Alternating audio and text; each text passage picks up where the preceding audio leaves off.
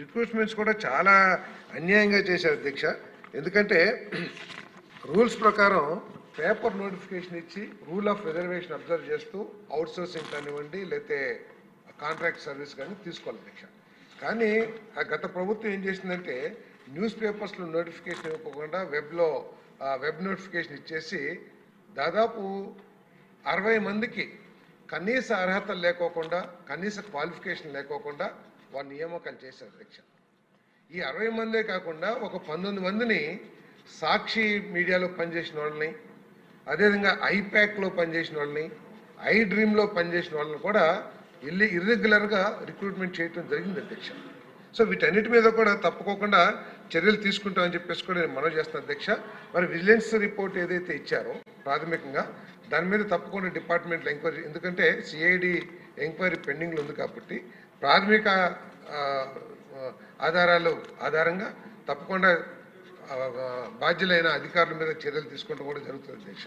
అదేవిధంగా జిఎస్టీది ఏదైతే department TDS కింద రికవరీ చేశారో ఆ అమౌంట్ని ప్రభుత్వం జిఎస్టీకి చెల్లించింది అధ్యక్ష. తప్పకుండా జిఎస్టీ కట్టకపోతే జిఎస్టీ నిబంధనల ప్రకారం తప్పకుండా చర్యలు తీసుకుంటాం అధ్యక్ష. దానికి జిఎస్టీ డిపార్ట్మెంట్ ఏదైతే ఉందో, ఎందుకంటే ఎప్పుడైతే ఈ డిపార్ట్మెంట్ డిజిటల్ కార్పొరేషన్ 2% కట్టిందో వాళ్ళకి సమాచారం వెళ్ళిపోతుంది కాబట్టి అక్కడి నుంచి పేమెంట్ చేయకపోతే వారి మీద చర్యలు తీసుకుంటాం.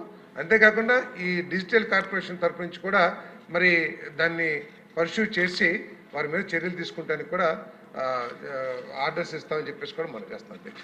ఇదే మంత్రి గారు అంటే వారు అనేది ఏంటంటే సిఐడికి ఇస్తే మరి ఆయనకు తెలిసిన పాస్ట్ ఎక్స్పీరియన్స్ 15 సంవత్సరాలుగా అంతులేని డిలే అవుతుంది కాబట్టి మీరు ఏదైనా ఒక షెడ్యూల్ ఇచ్చి ఈ టైంలోగా అవ్వాలి అని చెప్పి మీరు అవసరమైతే వాళ్ళతో ఒక సమావేశం అయ్యి ఈ రకంగా ప్రశ్న వచ్చింది, సో మీరు టైం బౌండ్ అవ్వాలి అని చెప్పి మీరు ఏదైనా చేసి మళ్ళీ కొంచెం ఫాస్ట్గా అయ్యేలాగా.